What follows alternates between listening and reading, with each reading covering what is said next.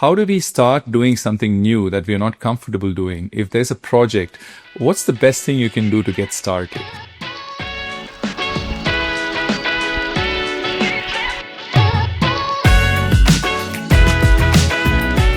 Welcome back to the last video of 2025, and what a journey it has been.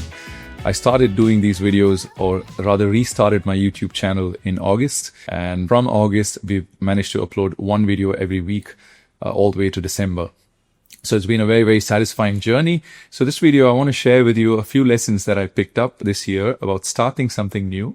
And this year has been very, very important for me because I started 3 different things, and things which I've been putting off for a while. First of all, I launched my online course, Microscopic Dentistry Simplified. You must have heard me talking about this on this channel. If you haven't, then have a look at the links that are coming up. This was a project which has been in the pipeline for a while. I wanted to share with dentists out there on how to incorporate the microscope in everyday clinical practice, because there's a lot of fear, especially among general dentists, that microscopes aren't something that you can use every day in clinical practice. So this was sort of my effort in trying to coax general dentists to start using the surgical microscopes in everyday clinical practice. So that was launched in March 2025. And then in August, I restarted this YouTube channel. So this was a channel which I started many, many years ago, and I haven't been posting anything for the past 6 or 7 years. So we restarted this in August, and then we started doing one video a week, and then one thing led to another, and then we managed to do one video every week from August all the way to December. So that's another thing that I'm very proud of this year. The third thing that I'm really proud of is the newsletter that I started called Wisdom Wednesdays, which goes out every Wednesday. It's usually some sort of a dental tip or life lessons and stuff like that. Again, I started it in August, and then I managed to send one letter every Wednesday all the way from August to December. So that's the other thing that I'm very proud of. So I learned a lot of lessons as to how to start something new this year, because I started 3 different things, and then I managed to pull off all 3 of them. So the lessons I want to share with you this video is, how do we start doing something new that we are not comfortable doing? If there's a project, what's the best thing you can do to get started? So there are a few lessons I want to share with you on how to start something that you've been putting off for a while. And most of the lessons are from this book called Tiny Experiments. So the concept is that you start treating these projects as tiny experiments rather than massive projects. And that is a much better way of looking at these projects rather than one gigantic project, which puts a lot of pressure on someone when they're trying to start something new. So what are the lessons that I picked up from this book called Tiny Experiments? Well, the first lesson I learned is, start ridiculously small to bypass resistance. So whenever we plan something new, let's say you want to go to the gym, or let's say write a book, write a newsletter, start a YouTube channel, you don't say, I'm going to write a newsletter for the next 5 months. It's too much. It kind of stresses you out. So if you make it into like this massive project, then there's too much resistance to overcome. It becomes too big a project. And then what happens when it's too big a project is that it overwhelms you and you don't even take that first step.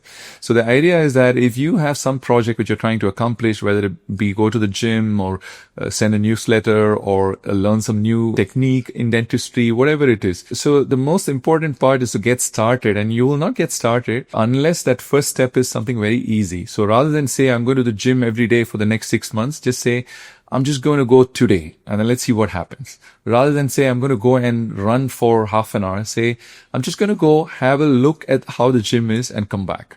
Or I'm just going to do one push-up. Now, one push-up, like how bad can it be? Just one push-up. So all you need to do is just go to the gym, do one push-up and come back. So you overcome this mental barrier that it's a lot of stuff to do. So make it ridiculously small. So you go to the gym, do one push-up, and then tomorrow you say, okay, I'm going to do the same thing, but instead of one, I'm going to do 2 push-ups, and then just come back. That's all. And on the third day, you say, I'm just going to walk to the gym or drive to the gym, and then I'm going to do 3 push-ups. How hard can it be? So this is what we mean by make it ridiculously simple to get started. And that's the best way to bypass resistance. Don't make it into this huge project that you have to start. Make it ridiculously small to get started. The second lesson I learned is to focus on the process rather than outcomes. Now, if you get into something like, say, fitness, and say from day one that I'm getting into this fitness because I want to lose 10 kilos or because I want a 6-pack, then you're always looking at the outcome rather than the process. So you go to the gym, and every week, if you don't lose a kilo, you get upset. If you've been going to the gym for 3 months and you don't see any signs of a 6-pack, then you get upset because If all the focus is on what results you achieve, then it's very stressful. Instead, we keep our attention on the process and enjoy the process rather than just focus on the outcome. So when we start a YouTube channel and keep it running for a few months, all we are looking at is, am I enjoying the process? Am I having fun doing it? And if yes, then you have fun anyway, irrespective of how many people watched the video or how many people said nice things. As long as I had fun in the process, making the video and putting it out there, then it is worth it. So that's what we mean by enjoying the process rather than focusing on the outcome alone. So the third lesson I learned is use experiments to discover your personal formula. So when we are trying something new, like a newsletter or a video or an online course or whatever, it takes a little bit of experimentation to get it right. So rather than say, I'm going to plan this as a huge project where we know the outcome for sure and I do A, B, C and this is what's going to happen. We treat it like experiments. We send one newsletter in one format and a lot of people might not like it. Then we try another format and then you get a lot of good responses. And then you try the third format and half the people like it and half the people didn't like it. So you kind of experiment with these kind of tiny experiments to see what the reaction is. And then bit by bit, you discover your own voice and your own style and then finally narrow it down to some sort of process which you are comfortable with. So you may not get it right the first time. You have to treat it like an experiment and then bit by bit you start progressing on the path. So that's what we mean by use tiny experiments to discover your inner voice. The fourth lesson that I learned is build identity through repetition, not intensity. So if I were to just block out 2 weeks in my schedule and I shoot 20 videos to be uploaded on YouTube, the process is not the same as doing one video every week because that changes me as an individual. If I show up one day every week and I make one video for the next week, then I keep doing this week after week, then it kind of transforms me from within. So I start becoming this person who makes one video a week. Same with the newsletter. I can't just block out 2 days and then draft out 30 newsletters, which I need to send for the next 3 or 4 months. I have to do this every week because if I start doing this every week and I keep repeating this process again and again, then I start becoming the person who sends one newsletter every week. So it's the process that's important. And that process always has to be in small doses, repeated over a period of time. That's what brings about change. It can't be just one big sprint and then you don't do anything at all. That doesn't work. What matters is you keep repeating the small habits over a long period of time, and that brings about real transformation. So that's the fourth lesson that I learned. And the last lesson and the most important lesson that I learned is that you have to lower the stakes if you want to do something worthwhile. So if the stakes are too high, then it becomes too much pressure to attempt anything. But if the stakes are not that high, then you can keep experimenting. For example, if I were to hire an expensive crew, a cameraman and a light and an art director who's going to charge so much and I invest $50,000 to produce YouTube videos, then I will be desperate that these videos start doing well.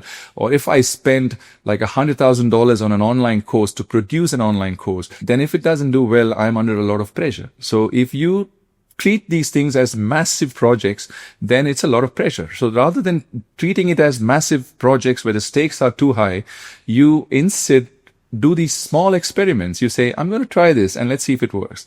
Or it doesn't work. If it didn't work, then you don't do it. And you say, whoa, okay, I learned something in the process. So why not? I'll try something else. So you treat it as small experiments rather than one gigantic project. So rather than say, I created this online course and I spent so much time and so much money on this. So it's now this huge gigantic project. And if it doesn't do well, then I'm going to be very upset. Rather than do that, let's say you make this video, you do one module and then you do another module and say, I'm having fun in the process and the stakes are not that high. And let's see what comes out of this. Similarly, a YouTube video, you make one video, you put it out there. The stakes are not high, right? So if people don't like it, or you write a newsletter and you put it out there and you get feedback that people don't like it and you keep doing this for 10 times and nobody liked all 10 videos and all 10 newsletters, then you say, oh, I tried and people didn't like it. So it's okay. I didn't lose much. I spent some time, but I learned something in the process. Let me try something else. So this is what we mean by you have to experiment, and you can only experiment if the stakes are not that high, because if the stakes are too high, then people don't experiment. They only tend to stick to the tried and tested path when the stakes are very high. So this is what we mean by try and keep the stakes very low so that you have this freedom to try and experiment. And funnily enough, when you don't have anything to lose, that's when you can experiment the most. People who have reputations, people who have a lot of money at stake, they have this problem where they cannot start anything without the stakes being too high. So that's why there's a lot of freedom when you have nothing to lose, when you don't have any reputation, nobody has seen a single video of yours. It's amazing because you can do whatever you want because there is no reputation that you can spoil to begin with. Okay, so it gives you a lot of freedom. So this is what we mean by keep the stakes very low so that you have this freedom to experiment with whatever you want to do in life and then get feedback and then decide if you want to continue doing that or, do something else. So this is what we mean by experimentation. So those are some of the lessons that I learned this year, and I hope that it sort of motivates some of you who are watching. You have some projects which you've been putting off for a while. I hope that you start seeing those projects as tiny experiments rather than massive projects, and then take that first leap of faith, which will help you move on the path. Thank you so much for all the support on this channel over the past several months, which has helped grow this channel. Thank you for supporting the newsletter as well and the online course. I look forward to seeing you next year with even more useful videos in 2026. Wish you all an amazing 2026. See you on the other side.